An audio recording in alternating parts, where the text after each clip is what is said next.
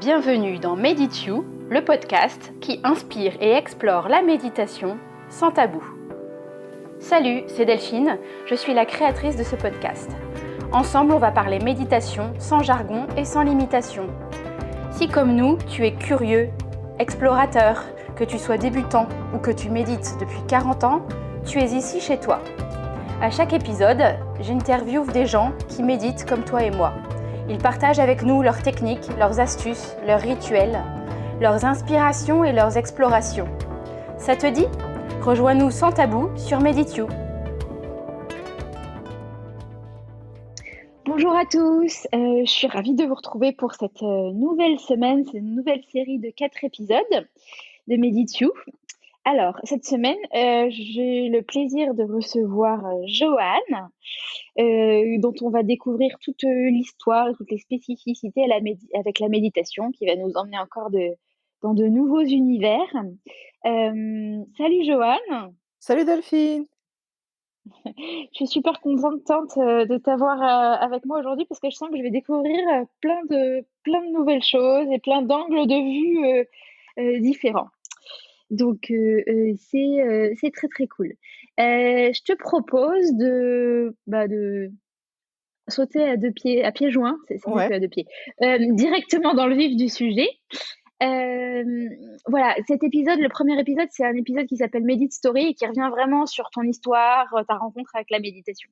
Mais j'aime bien commencer cet épisode en te demandant s'il y avait un mot qui qualifiait ta relation aujourd'hui avec la méditation, quel serait ce mot?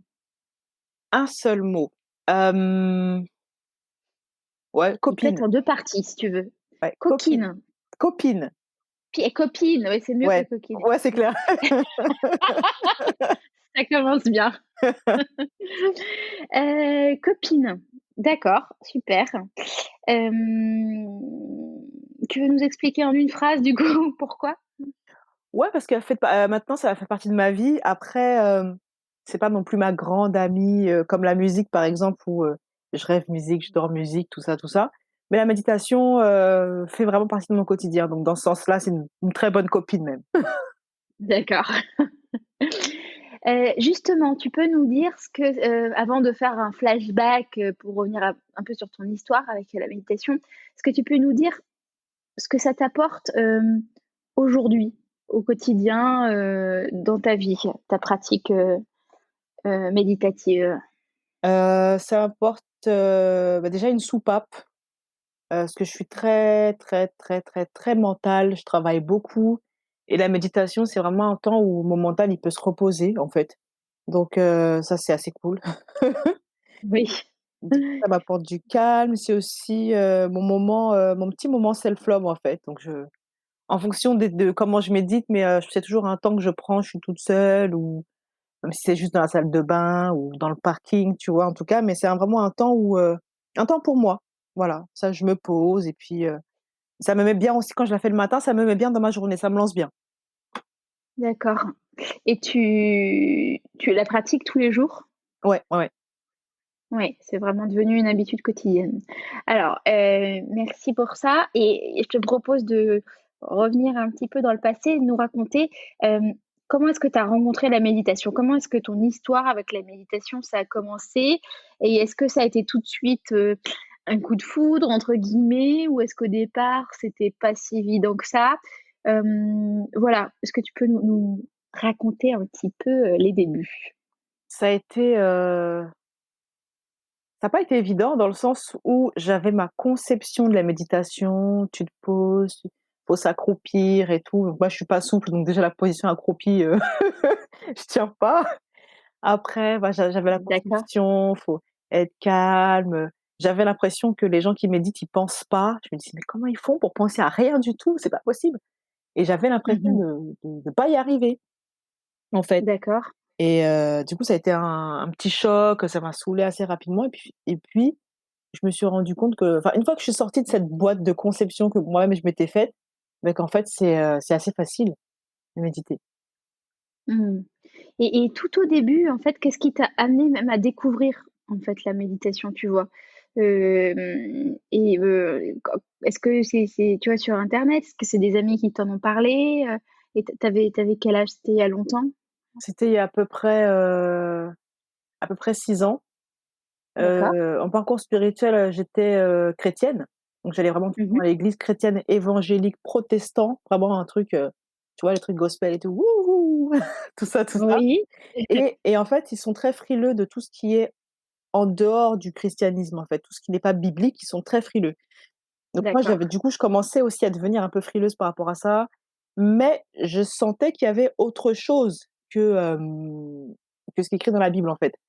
Et à un moment donné, d'accord. quand j'ai quitté, l'église, parce que je me sentais trop enfermée, je me suis dit: «Mince, ça m'empêche de réfléchir». Enfin, j'étais vraiment pas bien dedans et je me Mmh. suis dit: «Bah, je vais essayer de prier autrement». Du coup, je l'ai pris, dans le sens prier autrement et D'accord. c'est comme ça qu'au final, j'ai découvert en faisant des recherches que je faisais de la méditation. Voilà et je me suis dit: «Ah bah, en fait, c'est cool, Ah! c'est pas tant que ça».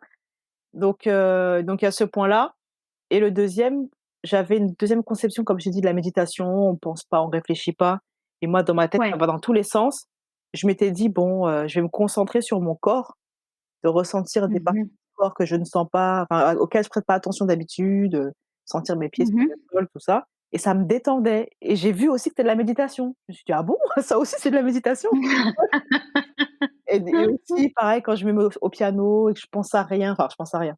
J'ai quand même des pensées, mais je me mets au piano, ça me détend, je pars dans mon imaginaire, tout ça. Je me suis dit: «Bon, pour Mmh. moi, je joue» et après je fais: «Ah mais ça aussi, c'est de la méditation? Waouh!» Et oui. Voilà. D'accord, très bien, c'est super intéressant de voir par quel angle, tu as attaqué ça. Ouais. Et du coup, après ces premiers débuts où tu as un peu, comment dire? Et tu as, surmonté un certain nombre d'idées reçues que tu pouvais avoir et que tu t'es aperçu que tu méditais sous différentes formes. Tu as, continué à explorer, la méditation au cours des dernières années? Comment est-ce que ça s'est passé, en fait, l'évolution de ta pratique? Ouais, j'ai continué donc avec le theta healing aussi. Du coup, ça m'a amené Mmh mh. une autre approche de la méditation. Mmh. Heu, j'ai exploré encore plus la méditation aussi avec les sons. D'accord. J'aime bien aussi les cristaux. Enfin, du coup, on va dire, j'ai capté le concept de méditer et du coup, je teste avec, d'autres choses. J'ai pas encore fait les plantes. Peut-être que si je tiens un jour un spatifilum, peut-être que je pourrais, je sais pas. Mais ouais, du coup, je vois que c'est beaucoup plus simple que ce que j'avais imaginé. D'accord, super. Alors il y a différentes manières de méditer comme tu le voyais au début.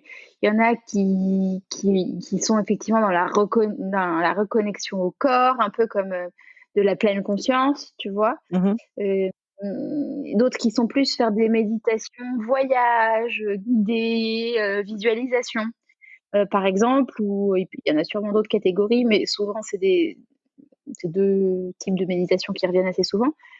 Toi, tu es plutôt dans quel axe dans ce que tu fais aujourd'hui? Oh, on va dire plutôt les 2. Ça dépend en fait de ce que je fais. Des fois, je me mets et puis je m'imagine, quitter la terre et voyager vers Mars, genre voilà, je parcours le système solaire, je m'amuse et des fois, OK, c'est très corporel. En fait, comme de base, je ressens vachement ce qui se passe dans mon corps. Donc des fois, je me d'accord. dis, l'autre jour, je me suis dit: «Je vais essayer de sentir, comment ça s'appelle?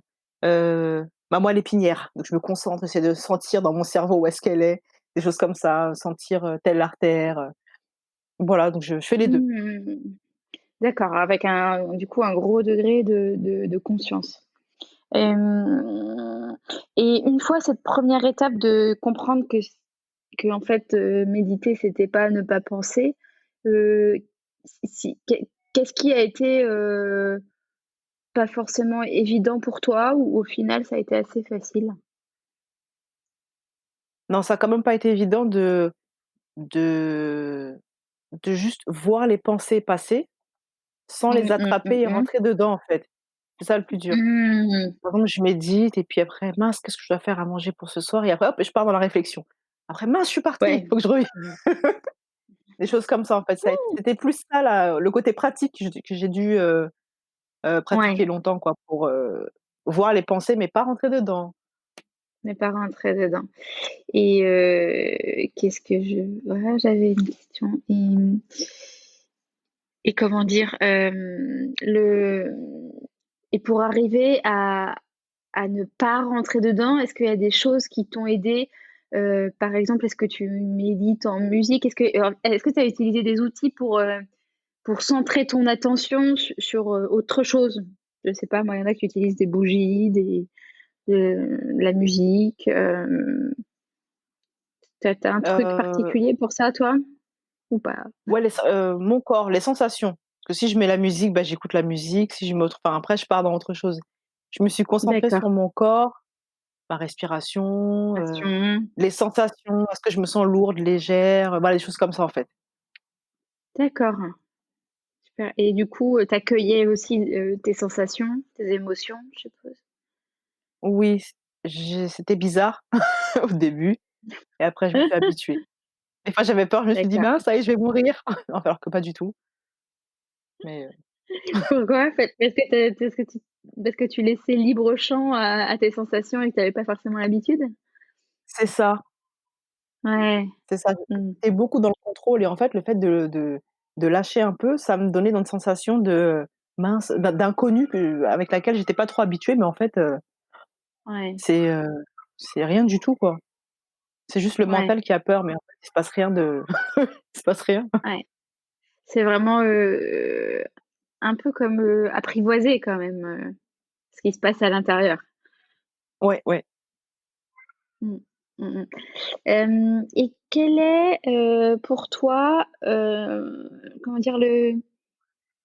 Le meilleur ami de ta méditation? Alors, est-ce qu'il y a, comment dire? Une autre pratique? Certains vont faire du yoga en même temps, ça va les aider, ou un objet, ou il y en a qui utilisent des applis. Est-ce que toi, il y a quelque chose qui t'aide vraiment, dans ta méditation, au Ouais, quotidien? ouais. Les boules qui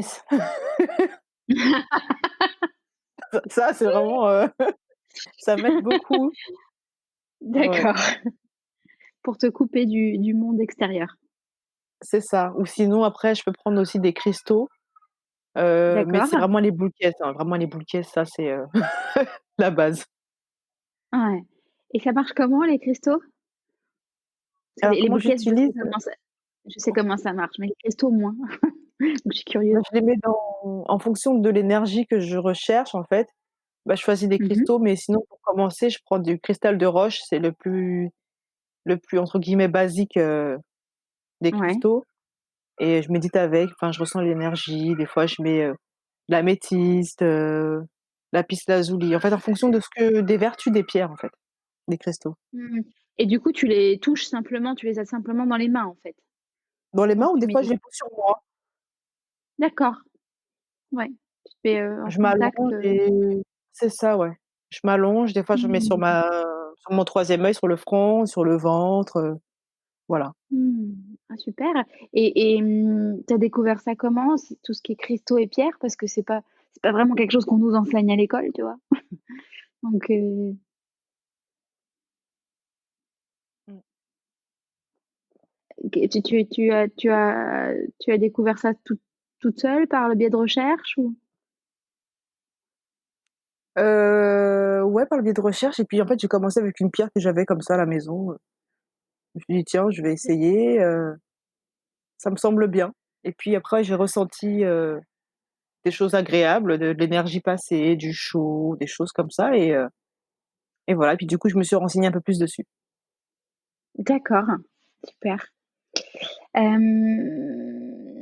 Super. Est-ce que, s'il y avait, un petit conseil que tu avais pour les gens qui voudraient se lancer? Enfin, en fait, je vais dire la vérité.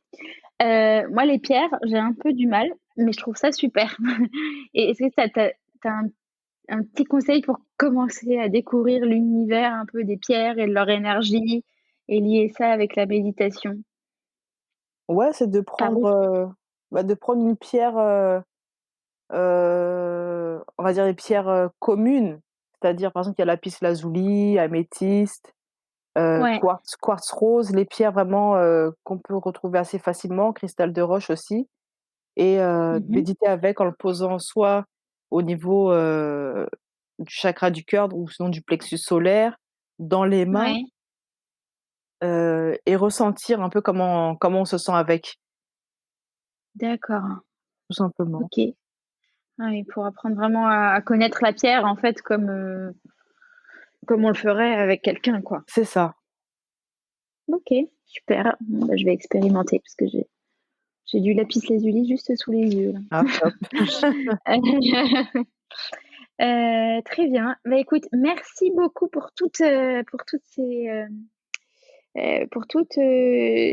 réponses, tout ça. Pour aujourd'hui, on va en rester là et on continuera demain avec, tes expériences un petit peu plus en dehors des sentiers battus avec la méditation. Je te remercie beaucoup, Joanne. Merci à toi. Heu, Merci à nos auditeurs et on se retrouve demain. OK.